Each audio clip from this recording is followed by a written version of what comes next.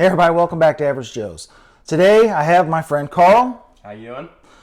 Today we're going to try a couple of different bourbons. We're just going to go through the notes, we're going to go through some tastings, and we're just going to kind of give you our thoughts on what we both think on these bourbons. Today we're going to do the Buffalo Trace Kosher Wheat Whiskey. We're going to do the Kentucky Owl Confiscated, and we're going to do the Barrel King Knighted. So stick around, and here we go, and we're going to try them. Thank you. Here we are going to try the Buffalo Trace Kosher Wheated Whiskey.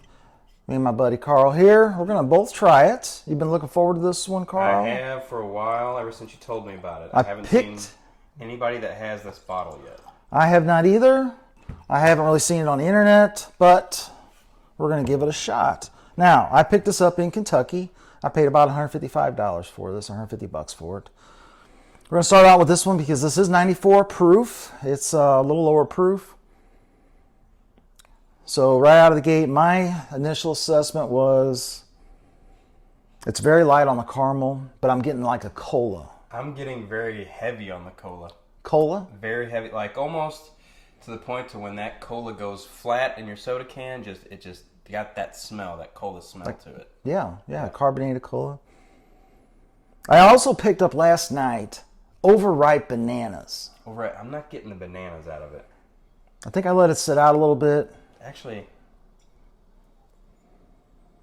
and the more you go, it pops out. Yeah, the more I swirl it, the more I smell it.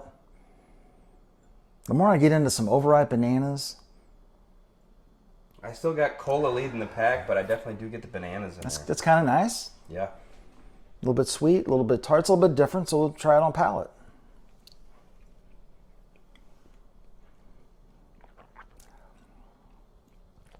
Kind of transfers to the palate for me. 100%. I definitely did get cola up front, and then that almost mush banana at the very end. Yeah, I'm kind of getting the same thing. A little bit of spice. It's very easy to drink. The more I smell it, the more I'm kind of getting that not banana, but like a overripe banana. It's almost like a really good drink mixed with cola, but on steroids. It's very nice. It's very good. It's a very good bourbon. So this is called a kosher bourbon. Why is it called a kosher bourbon? So there's a little thing here on the back. Buffalo Trace Distillery produced this wheat recipe bourbon in partnership with the Chicago Rabbinical Council, made with the same high quality grains as W.L. Weller bourbon whiskey. This kosher spirit was aged in specifically designated kosher barrels, although not kosher for Passover, in order to avoid issues with Jewish ownership over Passover. Okay. These barrels were sold to a non-Jewish executive in a ceremony witnessed by a representative from the CRC. After aging for 7 years, the wheat recipe bourbon was bottled at 94 proof after ensuring the bottling lines were cleaned beforehand, that no contact was made with the non-kosher spirits, released over Passover each year. This wheat recipe bourbon stands alone, tribute to the legacy of America's oldest continually operating distillery. So, it is kosher, which, if that means something to you, then L'chaim or whatever it is. L'chaim. But so where I'm getting at on this, my final is I'm getting spice on the finish, a little bit of spice. It's a little bit sweet on the finish. It's not overbearing. It's not overly complex. Right. This is extremely easy to drink. Something that I could literally drink with ease every single day. So, notes I would say, if you want a high-end bottle and you're just kind of getting into the bourbon world, you want something easy to drink. If you're Jewish or do the Passover thing, it might go good with your dinner because it doesn't have a lot of very strong flavors. It's very easy to drink. So my score was a 3.7 out of 5. Where were you at? I'm pretty much there with that. Like, I try to, when I'm scoring something, I do a lot of it on drinkability. You may get that great taste up front, but it just kind of finishes a little sour. To me, start to finish, this is smooth all the way through. I'm definitely up there on the It score. transfers from the nose to the palate to Simple the finish. as can be. It's very simple. If it was more complicated, if it had a little more proof on it, it would probably be well into the 4s because it has such a great flavor. So 3.7 out of 5. And we're going to head next to the Kentucky Owl Confiscated. Here we go. Thank you. Confiscated Kentucky Owl. This comes in at 96.4 proof. Now, unlike the other one we did, I think this fares more on the minerality side of things. Like I said, Kentucky Owl Confiscated comes in at 96.4 proof. Paid $130 for this. It was a gift from my wife, so thank you, babe. Right out of the gate, I'm kind of getting corn. I'm definitely hitting on that heavy sweet corn, right on the nose. Right, it does remind me of the Baby Jane heirloom corn. It's a good sweetness to it. As far as complexity, I'm kind of getting just like I do pick up grass, but like a fresh cut green grass, not like hay. I'm getting a little bit of that summertime fresh cut grass. What's finishing it for me is you start out with the heavy corn sweetness, get a little bit of that grass, and then at the very end you get a little hint of caramel. Yeah, it's very light, very light, and then a little citrus. It's kind of overwhelming. It kind of zings the nose a little bit, like a little lemon lime zest. Yeah, a slight burn there, slight citrus burn. All right, let's leave it palate. So we got. It's smooth. Start to finish smooth. Very smooth. Everything I'm getting from the nose, I'm getting into the palate. Kind of the same corn, minerality, citrus. I think the spice that I'm picking up is just a little bit of the zest, the citrus zest to it. At the end, it's not harsh at all coming up. It's really not even harsh finishing. At the tail end of the finish, you get that citrus. Yeah. Right there. Yeah. As far as the finish, a little bit of the spice, which I'm going to call citrus. Mm-hmm. It's not long lasting.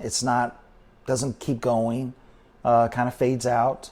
Rather quickly. It's a great drinker. If you're a beginner and this is something you want kind of on your bar right out of the gate, because you don't like a lot of high proof, and nice showpiece. You're right, if heirloom corn is kind of your flavor and citrus is where your wheelhouse is, then this is probably something that you're going to like. Like I said, $130. I think she picked it up at Sam's actually. So if this is kind of what you're wanting to do, I'm going to put a 3.1 out of 5 on it because it's not what I prefer.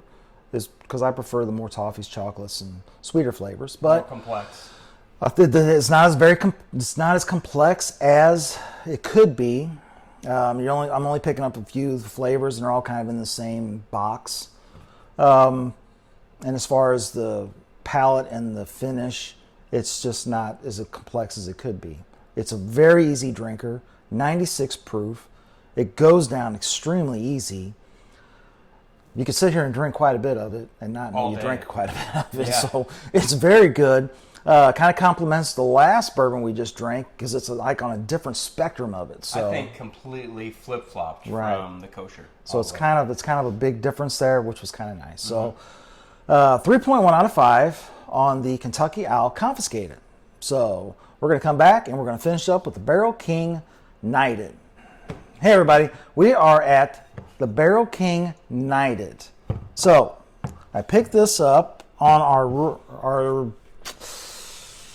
little trip you and I did, or did I do that by myself? No, we were together on this one. We were together when I picked up the Barrel King Knighted I've up been there very excited for at the this bottle. dog. Was I to pick up a dog patch? It was dogwood. Dogwood. Dogwood. Okay, so pick that up on our little trip. Paid $155 for it. 113 proof. Right out of the gate, I'm getting love. Yes, I've heard several people that have had this bottle. I've wanted to try it. It's just I haven't bucked up yet. Okay, this is one of them where I gotta just kind of sit there and I gotta focus because I'm getting a lot of sweet. I'm getting sweet, but almost like I'm anticipating a little bit of bite with it, just on the nose. 113.4 proof. So, caramel, butterscotch. For me, it's more caramel and then just right away oak. Oak. If I kind of really get into this on some of my notes, you let it kind of air out a little bit. Kind of get like a little old book funk. I'll agree with that. Which is like you smell, I hate to say smell an old book, but get an old book off the shelf. But it's there. I get that. I understand that. Which is nice. It's not a bad aroma to it. All right, let's see what this is on palate. All right, here we go. Been waiting for this. A little bit of proof, but damn, the vanilla hits and the oak hits. Ooh. On me. For me, that vanilla is up front, touched by the oak, just barely touched by the oak. That is, if you are a vanilla lover, wow, this one is there. I love the nose is in my wheelhouse. For me, the nose is a little bit more lack. It doesn't. The nose does not compare for me to the palate. The palate is where it's at for me. Yeah, I kind of actually enjoy swishing it around my mouth, kind of getting those sugars out of it. Some burnt sugars. Little toasted sugars. A little dry on the finish. It is dry.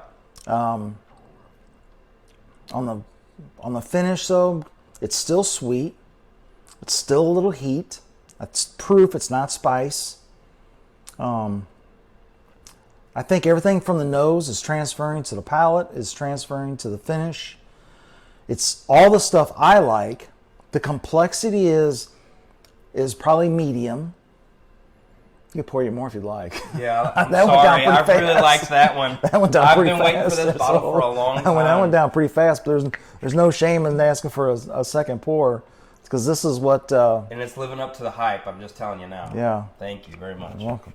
So, this is really, really good. I'm enjoying the nose tremendously. This is something I can sit there and I can just really... I would love to have a cigar with this, because I think that the boldness would really hold up to it. First things first, I am not a big cigar guy, but I 100% get what you're saying, that bold punch would go perfect with this. It really would. For me, though, it's that vanilla and oak combo that is putting it over the top. 113 proof is just really goes down fast. I mean, it's not like, it's not a lot of proof. No. It's not a lot of spice. There's no spice to it that I'm getting. And it's just going down so easy. Oily. It's got a good mouth coat. I can feel it. I can feel it all the way down. That's what I really enjoyed about it. The mouth coat, it lasts. It lasts, and you can it literally nose to palate to ingestion. It is all the way through that sweet. Yeah. Yeah, it's very good. I absolutely agree. So this one I'm going to give a 4.0 out of 5. What would you give it? For me, I've been waiting for this bottle for a long time, and I'm not just churching it up just because I've been waiting on it. For me, this is I'm going to go 4.3. This is my wheelhouse. 4.3. So this is really kind of in your wheelhouse. So yes. Okay, so complexities could be a little bit more on the nose and a palate, but don't disagree. I don't disagree at all. But this is what I like. Yeah. What I like, the proof point I like, it drinks exactly what I like. 4.0, that is a great score. It's actually great to best I've ever had score. So 4.0 out of 5. I want to thank Carl for coming by today. No problem. It was really fun. Doing a little bit of tasting with me and stuff. So maybe I can make this happen a little bit more often. Have a guest, and we can shoot longer videos and do different tastings. So, thank you for coming by, and I appreciate you guys watching. And thank you, and you have a great day. See y'all.